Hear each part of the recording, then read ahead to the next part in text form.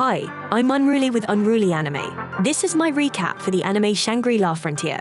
If you like my recaps, please consider subscribing and hitting that notification bell. The story begins as we see that a half-naked masked man just defeated a monster.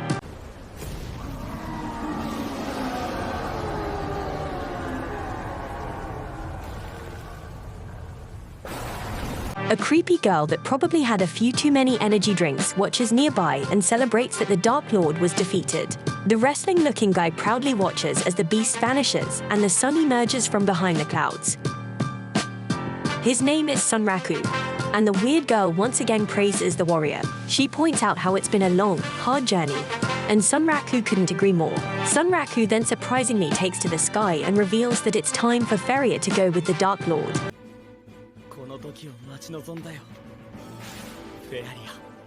He then does her a huge favor by rearranging her hideous face with his foot and telling her that she is the real menace in this world.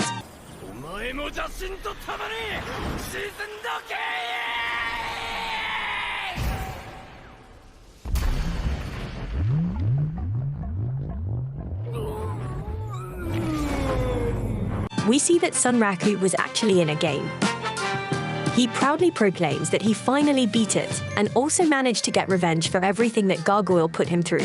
In this world, display-based games are considered retro, and fully immersive VR games have become the norm. Beneath the small number of works of significance lies a massive pile of releases whose games designs don't live up to their improved graphics technology. These games are known as trash games.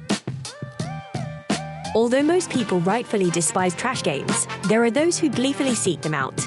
And these people are called freaks. Our protagonist, named Rakuro, is one of these freaks, and he proclaims that rumors were true, and the game he just played was a giant pile of garbage. Rakuro compares the feeling he gets from beating a trash game to how a convict feels when finishing up a prison sentence. This psycho then wonders what trash game he will try next, and we learn that he is known as the Trash Game Hunter.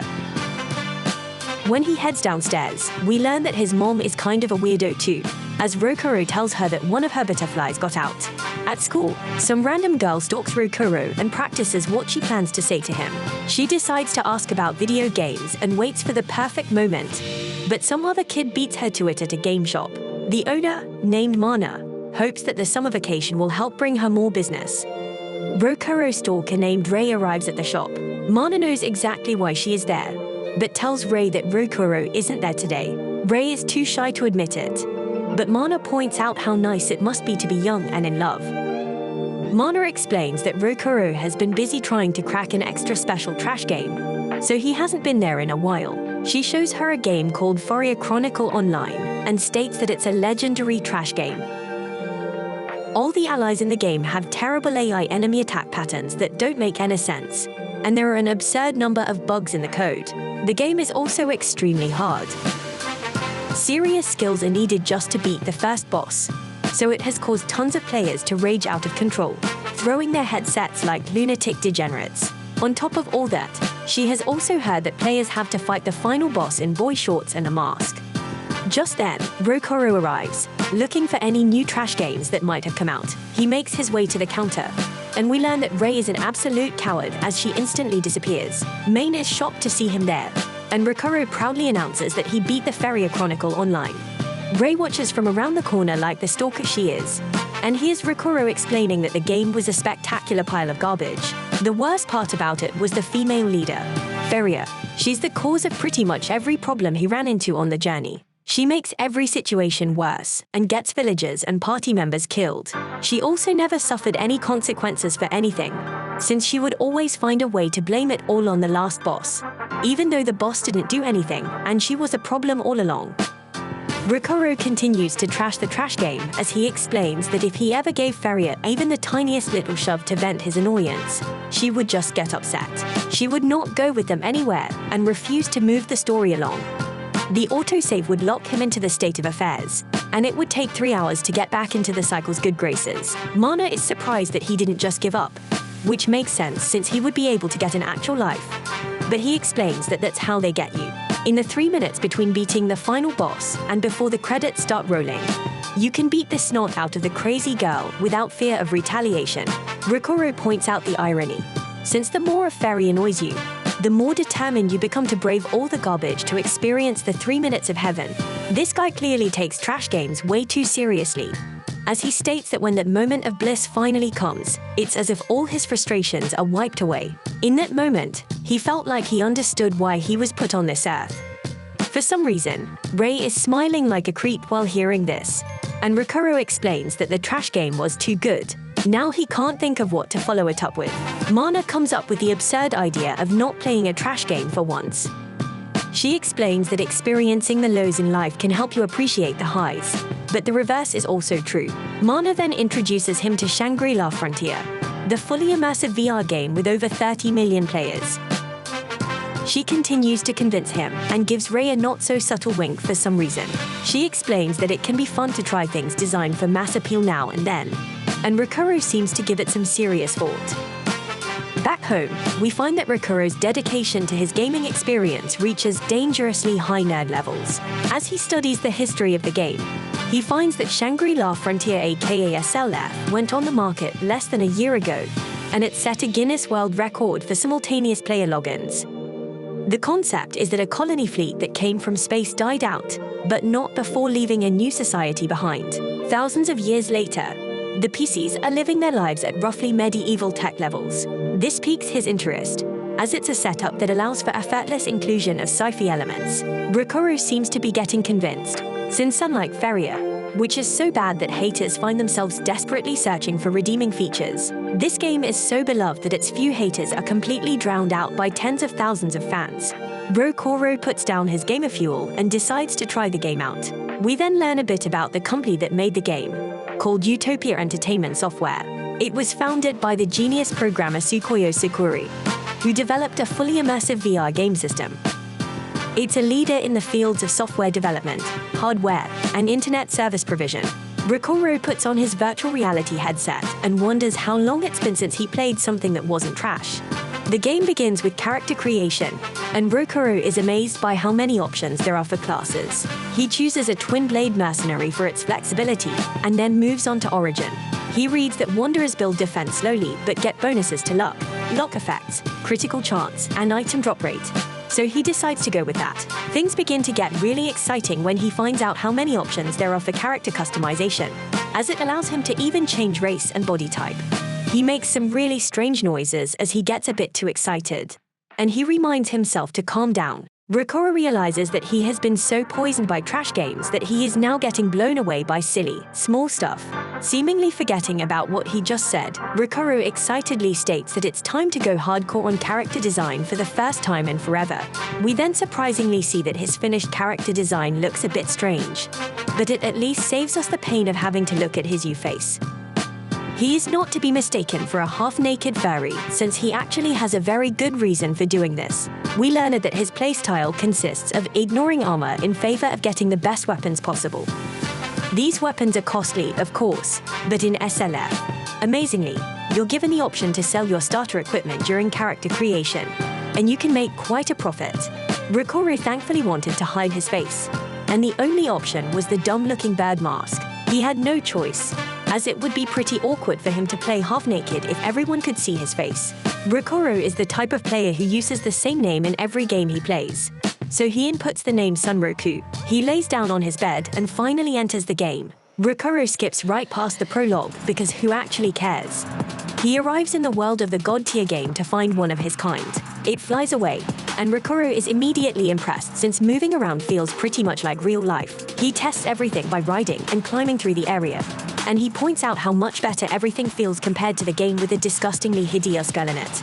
Rakuro marvels at how large the world is and pulls out a map. He wonders why he didn't start out in a tutorial town for beginners like most games, and he doesn't realize that those who choose Wanderer as their origin start out at a random point in the beginner's area.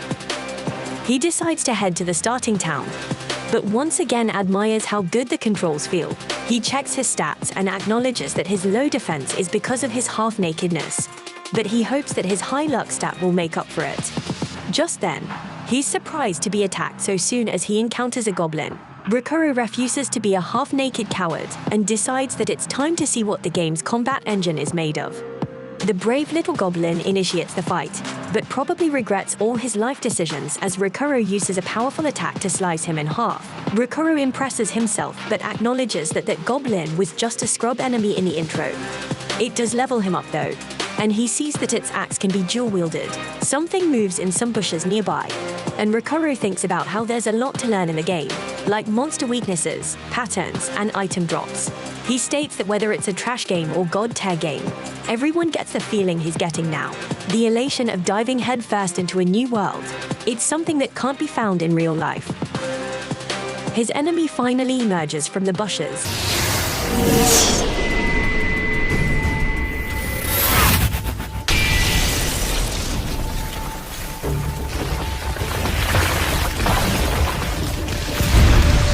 And just barely misses his attack on Rakuro. The attack was extremely powerful, and he acknowledges that it would have put him down if it had hit him. The terrifying bunny goes in for another attack.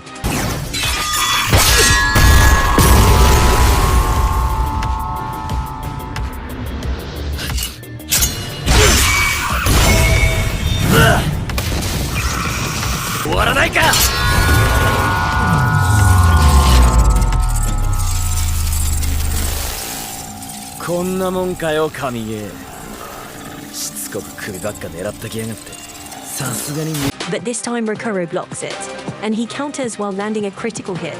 Bugs Bunny with rabies is far too determined though, and continues attacking.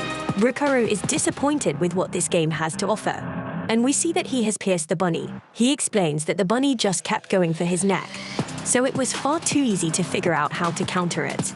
He's glad to see that he has leveled up even more, but disappointed to not see the rabbit's sword as loot. Just then, his stat screen reveals that he has met a certain condition and learned the skill flash counter. Apparently he can unlock skills by taking certain actions, so Rakuro takes a moment to appreciate how well designed the game is. He realizes that since a player's own skill supplements their dodges and parries, he can fight pretty well against even higher level enemies. This makes him want to try a bunch of different fighting styles. His appreciation doesn't stop there though, as Rakuro realizes that he has been playing this entire time without encountering a single bug. We then watch all the previous bugs he had to deal with, such as the hitbox bug, the clipping bug, and the infamous invisibility bug. He expresses excitement as he wasn't sure if he could enjoy a bug-free game after all this time, but he is sure now that he can really have a good time with it. Rakuro heads out in search of another rabies bunny, but stops for a moment to completely destroy an ogre. He levels up again and decides that he should probably allocate his stat points. He wishes that the Vorpal bunny would spawn more often, but realizes that it must be a rare enemy.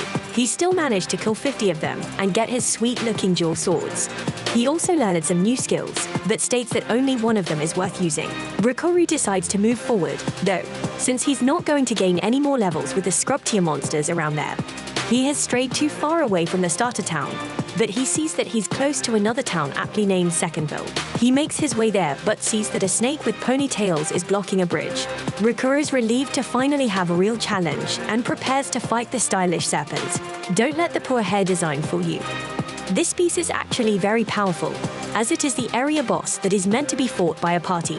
Rakuro takes a moment to think about all the attacks a snake usually has in games. He states that with an avatar that actually moves the way he wants it to, he doesn't need defenses to beat the boss, and he charges forward.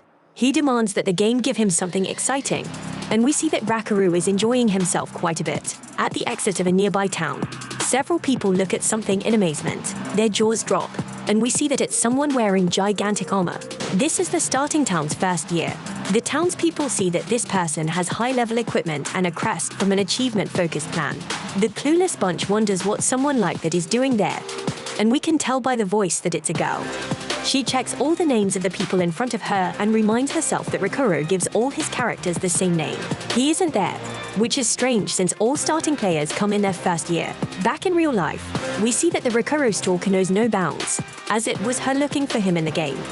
Back with our pigeon-faced hero, he begins his attack on the snake with hair so mesmerizing that he looks like he stole it from a goddess.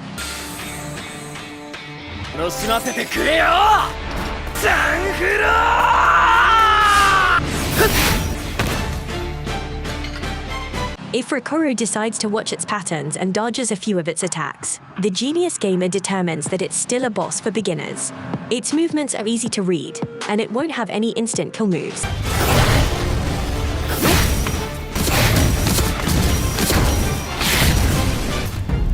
The glass cannon realizes that he can beat this thing without taking a hit, since even one hit would kill him anyway.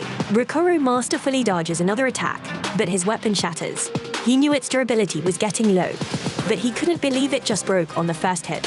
He sees that Princess Ponytails has tough scales and decides that it's time to try out his sweet blood blades. Rakuro goes in for an attack while quipping that he's going to make snake fillets, but is surprised by some purple stuff spewed out by the ponytailed python. なんだこれ。こいつはちょっと舐めすぎてたな。何勝ち誇った面してんだ。 His first thought is that it might be poop, but a display reveals that it's poison, and he will take damage every 10 seconds. Featherface realizes that he might have underestimated the snakes and its beautiful flowing head of hair. Our god of trash games tells the snake that he has beaten trash games with mechanics way cheaper than this, and a little pork flinging won't be enough to get him down. Rakuro thinks about how the poison deals in 1 damage every 10 seconds, which means he has about 4 minutes left, so he will need a reliable way to land criticals if he wants to beat it. Our Birdman uses his bird brain to determine that criticals in this game don't trigger at random. They seem to trigger when an attack is landed in an ideal way or when an enemy is hit at a weak point. However, the snake isn't just fashionable.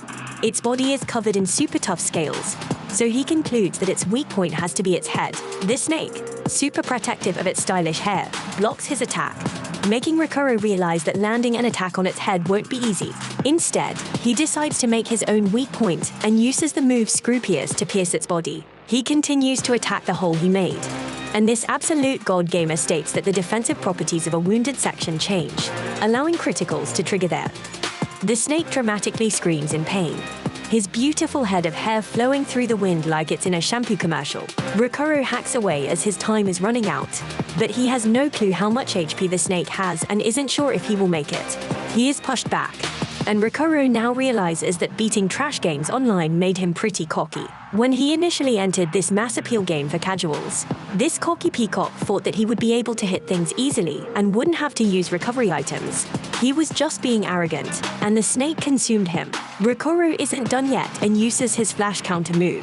Rakuro takes the upper hand by grabbing onto a lock of its hair that is so beautiful it rivals that of a unicorn's tail. One last piercing screw to its face causes its head to explode.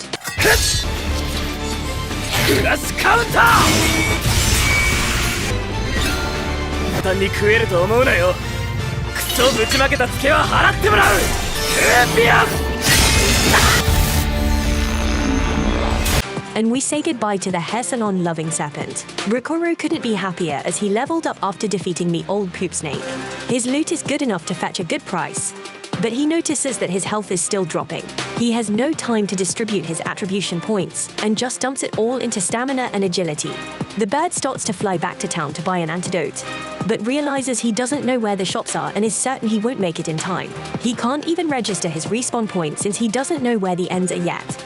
But he has no choice but to run as fast as he can, like he's on a wild goose chase. At the town, we see that a guy named Yamamoto is ecstatic that, after 3 whole months of trying, he finally got the girl he's crushing on to start playing SLF with him. Her name is Maya. This Romeo has maneuvered himself into the role of the advice-giving veteran and won't let this chance pass him by. Unfortunately, his intimate encounter is interrupted by our raging lunatic, and Maya thinks that it's a monster. Yamamoto points out that it has a name, so it must be a player. This crazy girl thinks she should kill it anyway, but Yamamoto points out that killing other players puts a skull in front of your name. The murderous psychopath considers it but decides against it, and they wonder if the bird get hit with poison poop. Yamamoto tells them where the N is, but explains that the respawn point will only register once he gets in bed. At the end, the receptionist is talking way too calmly as she points out all the amenities they have to offer. So our frantic hero rushes her. Rakuro finally makes it to his bed to register his response point, but the poison hasn't been cured and he dies. Rakuro returns to reality, where he is disappointed to have died, but glad he didn't lose any items. He decides that he will have to thank the guy who helped him. But for now, He just appreciates how awesome the game SLF is. Our god of trash games eventually arrives in Secondia in search of necessities like a map and recovery items. The bird thinks he should buy a powerful main weapon to help him reach his goal of hitting the top player ranks, but soon realizes that perverts are staring at him for being half naked, and he makes the right decision by going to get clothes first. He just gets the cheapest clothes he can buy since it's only to keep people from looking at him weird, but then strangely decides that his bird head is less weird looking than a mask. At a weapon shop, Rakuro doesn't like what it has to offer, and the weapon store guy points out that Rakuro's bunny daggers are actually very rare. Rakuro becomes excited, however, when the man explains that he can make him weapons, but he would have to get the materials.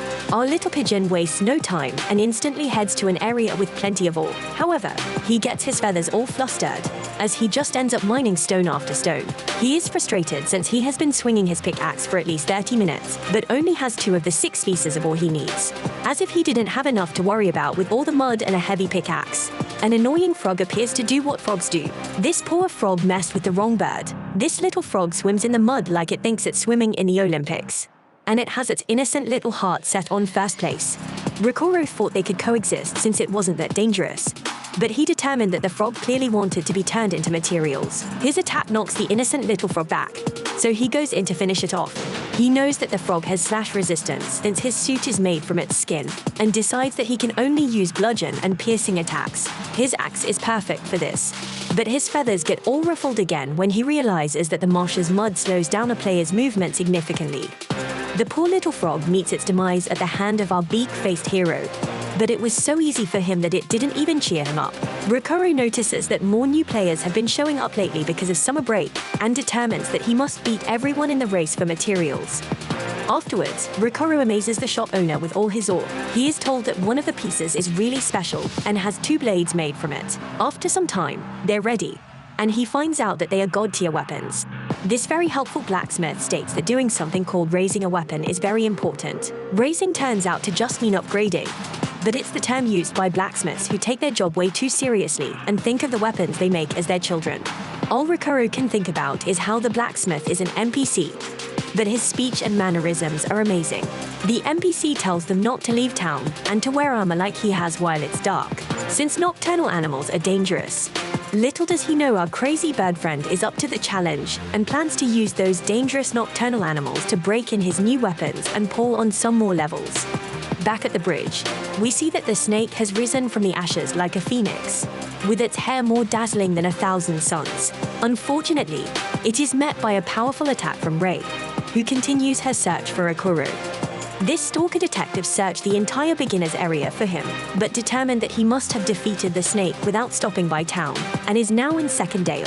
She wonders if a new player could really accomplish such a thing, but she is confident that if anyone could, it would be Rakuro elsewhere. Our battle-loving birdie fights Golem from the Lord of the Rings, and he goes over everything he has learned. First, monster spawns change based on whether it's day or night. Most nocturnal monsters are as aggressive and dangerous as the weapon seller said. That has helped him make progress, level up, and learn some new skills. However, this particular little beast seems a little too powerful. This one's movement and attacks are on a whole different level from the forest goblins. It's got lots of HP and incorporates feints into its fighting style like it's been doing it all its life, like it's fighting for Frodo's ring. Just then, the little goblin lets out a crazy-sounding battle cry and calls all its little goblin buddies. As if fighting one wasn't bad enough, now he has to face several, and he determines that he would have to run at full speed just to have a chance of getting away. However, just then, Rakuro snaps himself out of that mentality and reminds himself that he's enjoying himself far too much to just run away. Rakuro may be a bird, but he is no chicken and takes on the challenge as he defeats the annoying little goblins. Rakuro thinks about how he has just been having a lot of fun this entire time and tells himself that god-tier games are pretty neat. However, this game has much more to offer. It is in this very moment, as a gigantic, ferocious monster appears, that Rakuro encounters the true Shangri-La Frontier. Rakuro can't believe his eyes as he learns that it's a unique monster, and he braces himself for the fight of his life. Elsewhere, we get a glimpse into Rei's room as she is in-game. This crazy stalker is looking for Rakuro and questions Yamamoto, who claims to have seen Birdface. The bloodthirsty psycho he has a crush on wants to end Rei because she apparently thinks everything is a monster. But Yamamoto reminds her not to end other players. Yamamoto explains that Big Bird went to second Dale after getting a face full of poison from the python. It was clearly him, since no other player is crazy enough to wear a bird head while half naked. But Yamamoto points out that he could have changed his equipment by now. Ray is in disbelief that Rakuro beat the ravenous python without visiting the first town. Ray leaves the two snitches with a parting gift called the coordinate teleporter and blasts off. It turns out that they didn't even know Ray. But Yamamoto can tell from the emblem on her cap that she is from a clan focused on a specific, unique monster, like a gun, the Night Slayer. Unique monsters are a special class of monsters with both an individual name and a title. Most monsters, when beaten or captured, respond as a new individual after a set period of time passes. But for the unique monsters, there's only one of each in the entire world. Rumor says that there are 7 of them in SLF, but the spawn criteria for most of them are unknown. For each of these unique monsters called Colossi, lots of top players have formed clans focused on taking them down.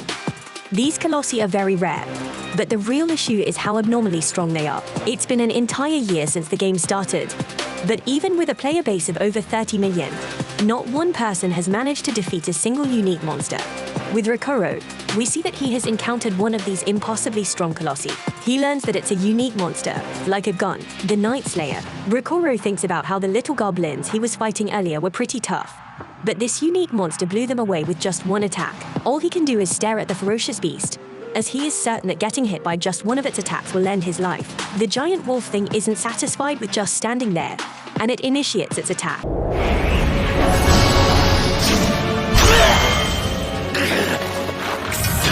こいつの毛、大蛇の鱗よりはるかに硬い。5分以上ノーダメージでかなりの攻撃を叩き込んだ。なのに硬すぎてまるでダメージが入ってる気がしねえ。クリティカルだって100、いや200回は出たはず。Rakuro saves himself for a moment with a block, but his attempt at a counterattack fails just seconds in. Rakuro's already feeling the effect of the tough battle, but he still decides to taunt it by telling the beast that unique monsters like him don't have much going for them. Deep down, our glass cannon knows just how close he was to seeing an end screen. He is glad that he spent all night grinding, since if he hadn't learned Perfect Parry, he would be a virtual reality ghost right now. Perfect Parry allows him to avoid an enemy's physical attack if executed with exact timing. The beast continues its relentless attack, and Rakuro once again just narrowly avoids it. He knows that he needs to go all out just to give himself a chance at winning, so he goes in for an attack of his own. Rakuro switches to the Vorpal choppers he got from the rabies rabbit and combines them with a movement ability to land a critical strike. The beast is hardly affected and continues to bombard Rakuro with attacks. The fight pauses for a moment. Just as the Night Slayer disappears, it reappears to land a few more attacks, only to disappear again moments later when the moon is covered by clouds. It sneaks up on him once more, but Rakuro shows that he can more than handle his own against it. The monster seems to be teleporting as it attacks Rakuro from behind. But Rakuro shows his skill as a gamer when he times his parry perfectly to just barely save his glass cannon self from getting blown up. The beast reappears before Rakuro, but he's clearly having fun as he lets out a chuckle. The fight continues as the beast continues to disappear and reappear. Rakuro manages to land another strike, but explains that its belt is even tougher than the ponytailed python scales. Rakuro has been wailing on the thing for over 5 minutes without taking a hit, but the unique monster is just too tough. Rakuro has landed hundreds of critical strikes, but he isn't even sure if he's doing any damage. His Vorpal choppers, which started out close to mint condition, are already falling apart. Rakuro is certain that if he doesn't find the softest spot to land a hit on, his weapons are going to fall apart. He acknowledges that this beast is way out of the league of what he's able to fight at this stage. But that's exactly the way he likes it, and that's what makes Shangri-La Frontier a god-tier game. Our intense protagonist cannot be having a better time, as he describes the spine-tingling intensity that makes him feel like he's on fire, as he lands several more critical strikes. 俺は今ゲームを最高に楽しんでいる。バグ、クソ挑戦、理不尽演歌、あらゆるクソ。He states that it's not possible to enjoy a game more. He is a gamer who has made it through a countless number of trash games filled with bugs and garbage balance. Since he knows that this beast doesn't have a bugged-out hitbox like in the other games, there's no chance he will give up. Now RockRoll lands yet another powerful attack, but this one doesn't do much either. He gets pushed back outside of the beast's range, but it lets out a loud roar that paralyzes Rakuro.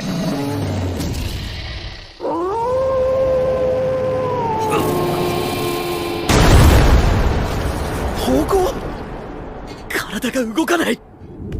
The moon is hidden again, allowing the beast to disappear, and Rakuro, seconds later, is shocked to see that his legs are gone.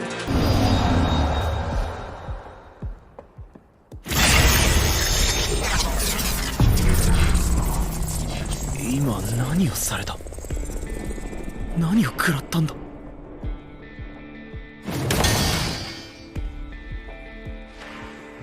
Rakuro has no clue what just happened but acknowledges that getting hit by reality really hurts, as he lies there in defeat.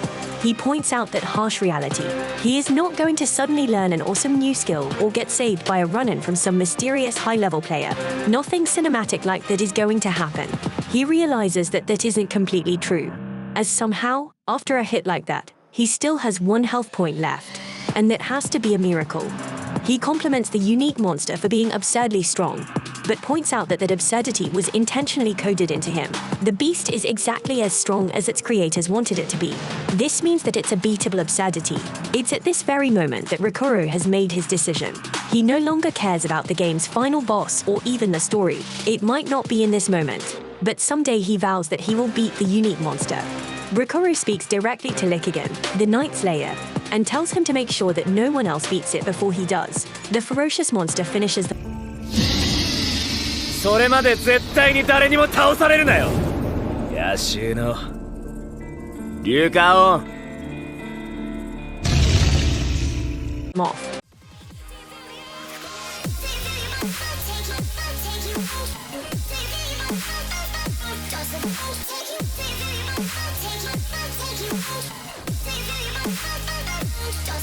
Take you